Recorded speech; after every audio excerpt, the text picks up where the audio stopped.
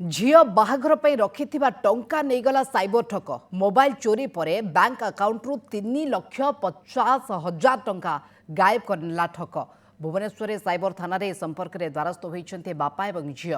जगत सिंहपुर मार्केट रू मोबाइल चोरी हेबार 1 घंटा मध्य बैंक अकाउंट टंका गायब हो जाइतला। तुरंत भुवनेश्वर को आसी साइबर थाना द्वारस्थ होइछन्ते बापा एवं झील। एने अभियोग करथिबा बेले साइबर थाना पुलिस एहार तदंत आरंभ करछि।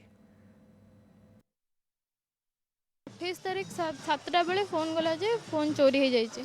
तापरे तो हम पचारू केमती कौन करूँ। तापरे मो भाई कहले कि जे सिम अप्लाई करने आम सिम अप्लाई कलु। सिम अप्लाई कर 4-5 दिन लगल सिम नुआ सिम आसापी। नुआ सिम आसला 2 तारीख आसला जो ट्रांजैक्शन हिस्ट्री मेसेज आसला से देखिलु जे मोर टोटाल अमाउंट के 1000 टंका ही पड़ी अकाउंट आउ सब नाला।